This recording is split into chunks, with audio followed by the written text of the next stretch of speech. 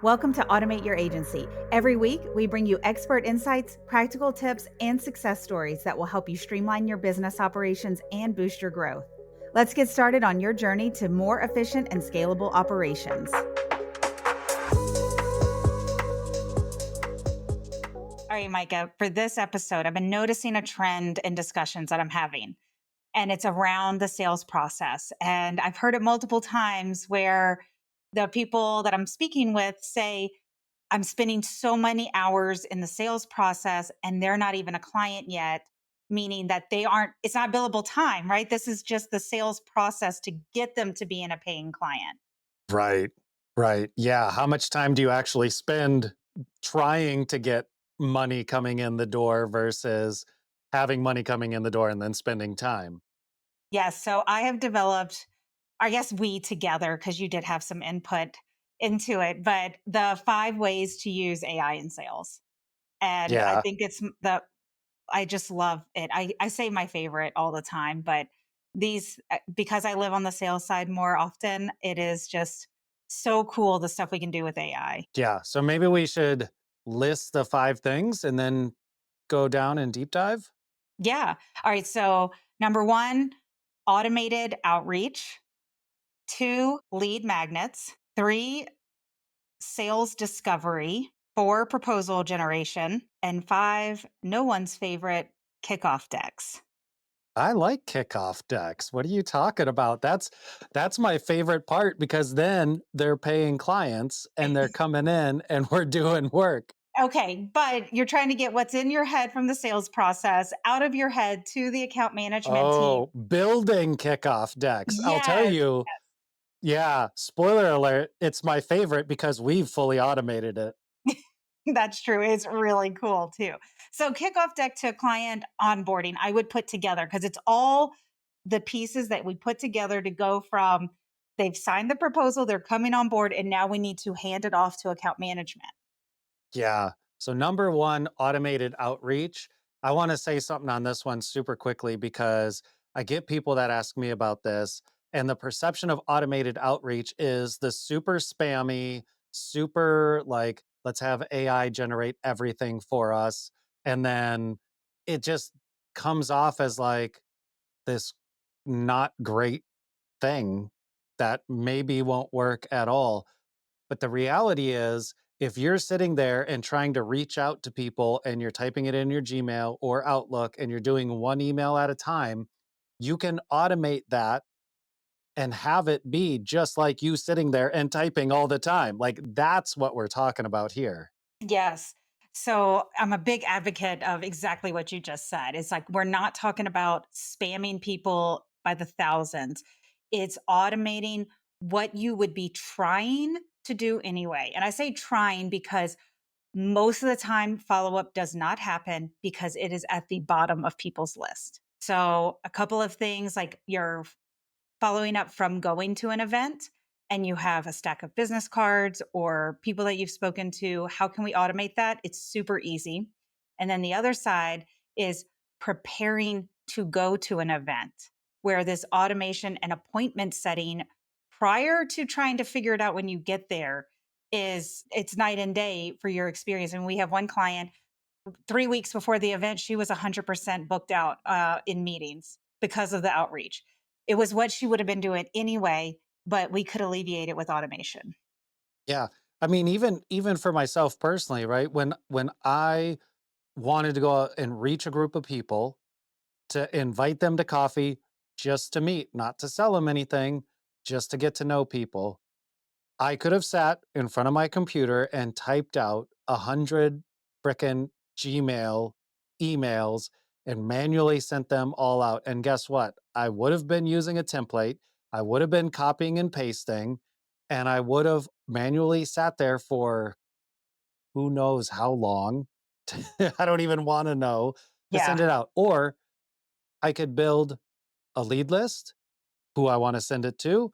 And I can build a short sequence, maybe one or two emails, as if I already had the follow up built in, just as if I were to sit there and do it again, and then press play.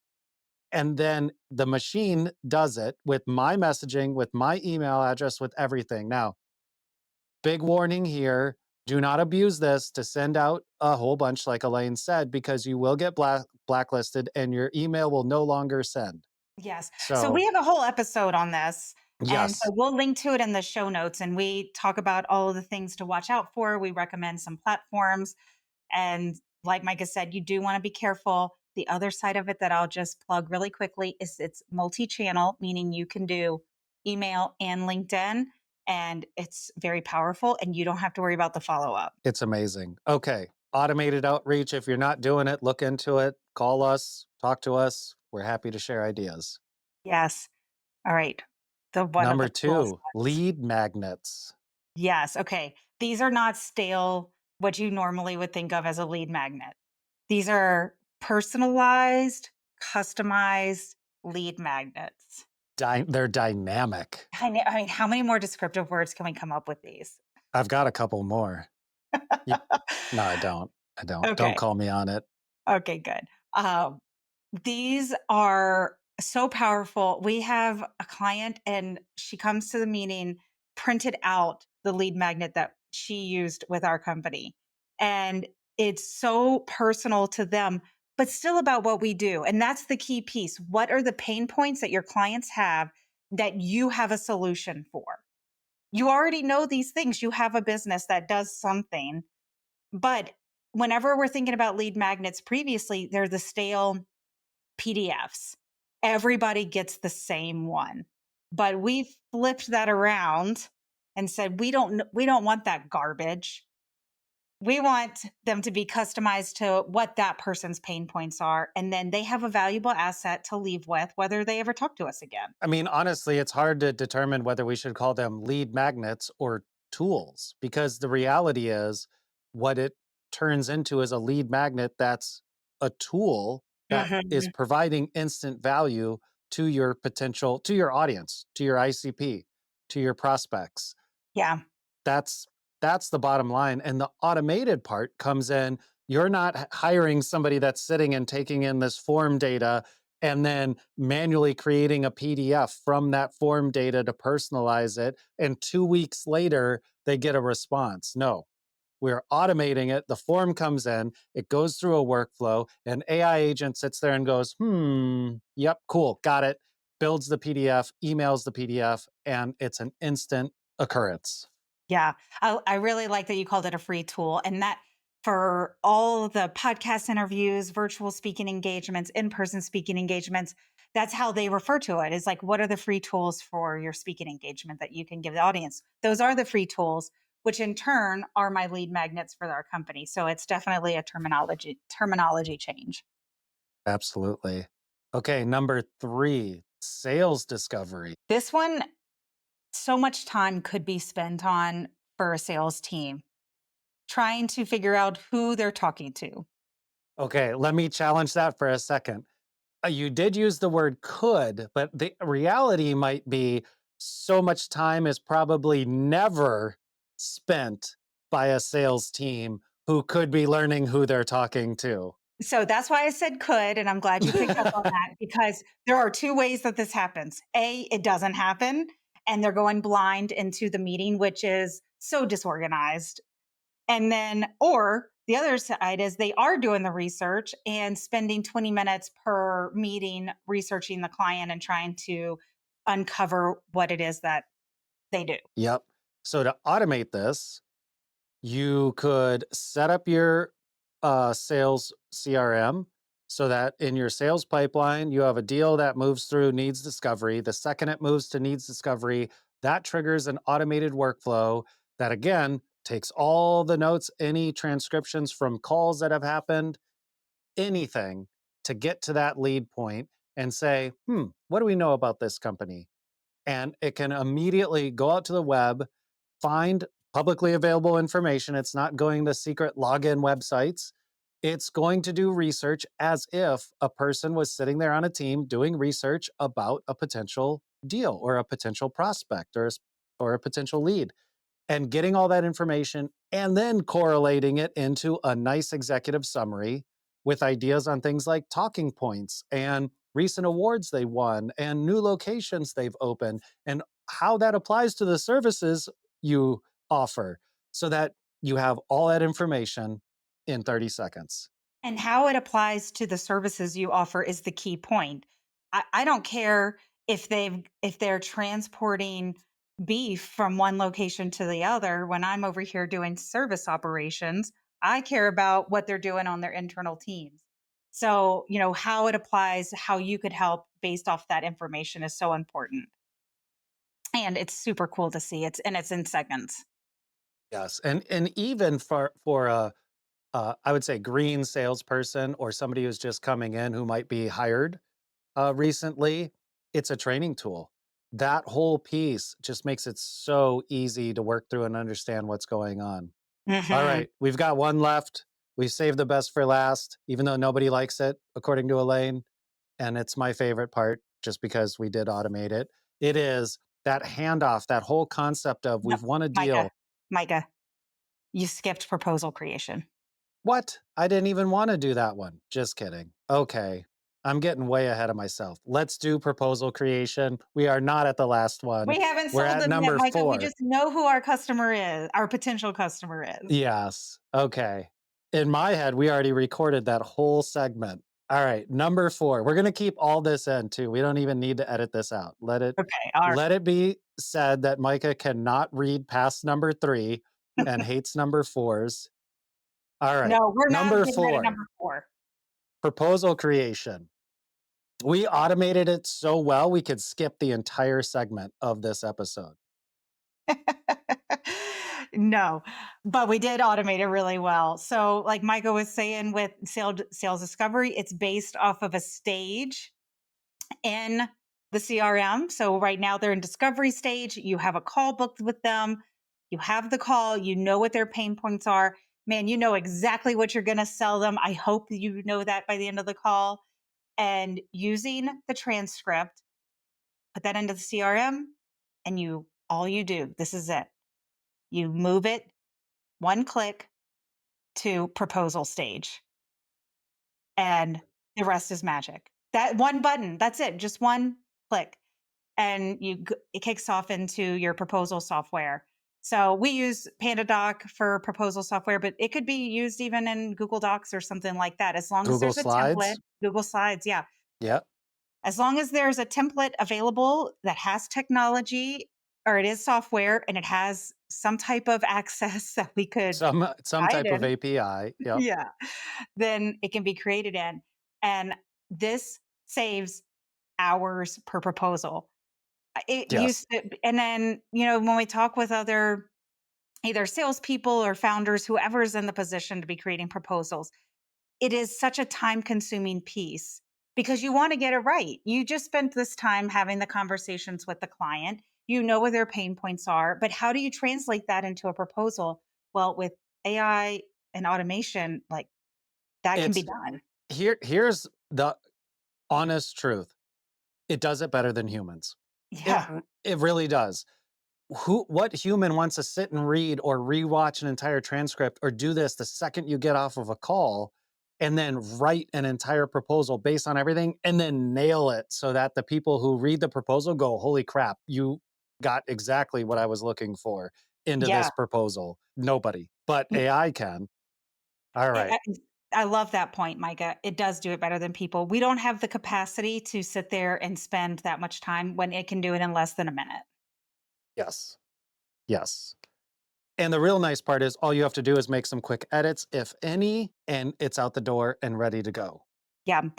And of course, like it's based off of a template. So it's still designed for you and talks to the pain points that you solve. So you're just matching the needs of the client with what you offer and puts it in the language of that client used so that it looks like that was custom made because it was just by AI. Well, and with all of these, leveraging AI, and I think we all know that now, it is a tool. So we're Mhm. using the right tools to get the job done to make everybody's jobs easier.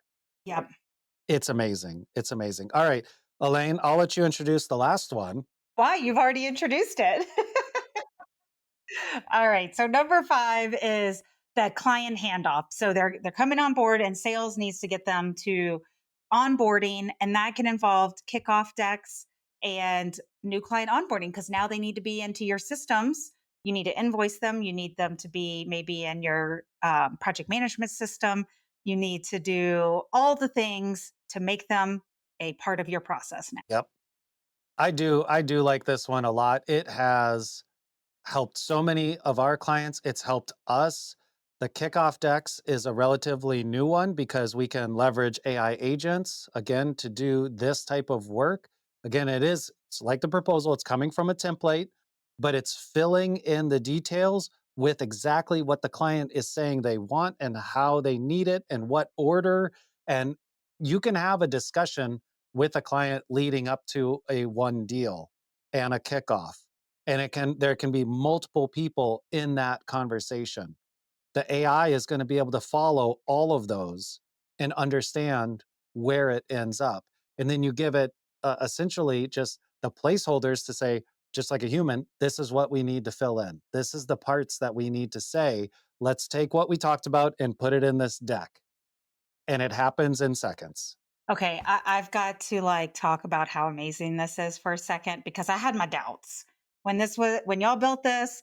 I was like, yeah, this isn't gonna be all that great. But I was dragging my feet. I needed to create one for a new client, and I'll tell you why I got so amazed. I didn't have a transcript or anything to use for it because in the sales calls we had talked about so many different things that if I would have fed that, it would have created just this massive um, kickoff deck that wasn't relevant for what they signed up specifically. So instead, I just created like 3 bullets, and it nailed the kickoff deck. It even I told it the client name, but I didn't tell it who the founder was. And in our kickoff deck, it knew that who it was and placed that in there. And her last name is very difficult to spell and had her last name in there too. And I was just completely amazed. And it saved about an hour of time. It took me about 5 minutes to write the summary. Yeah. So for context, we have a chat interface that we created for this one. So Elaine, you could chat with the agent that Hmm. was creating this kickoff deck for us that we designed. That agent has specific access to our CRM, which had the data for the CEO, which is why you didn't need to give that information in when you were chatting. It's smart Hmm. enough to go, I'm going to look up who this is, and then because that's one of the pieces of information Hmm. that we have it fill out. Okay. And Micah, what you just said is what every salesperson that if you're the founder, if you are a salesperson, it doesn't matter. You don't have to have everything right for the AI agent to get it right. Like for me, I didn't even know how the I just knew I could chat with it and I knew what the result was going to be. I didn't need to know all the ins and outs, but the AI agent kept it consistent. That is why I love automation, and the AI agents make it so much easier. But every single one of our clients gets kicked off the same way and gets onboarded the same way. Yep. Yep. And it's Well, because we mainly have, because it's all automated and we well, don't have to. Yeah. yeah, exactly. That's the reason why we wanted to talk about this and why that needed to be number 5 and what 5 ways to automate sales, because salespeople, they only want the client to be successful after they sold it. So they want to continue to meddle in maybe the relationship. But really, if we have a successful handoff, then the salesperson doesn't need to be a continued part of it. They can focus on what they're being paid to do, which is get new clients in the door, and how a lot of them are commission, have some type of commission structure. Well, they're going to make more money bringing in new clients than they are continuing to manage existing clients. Right. That's right. Okay. So May 2025, this is our, or leading into May, I guess I should say, 2025. Right now, these are 5 amazing things in your sales org that you can start automating.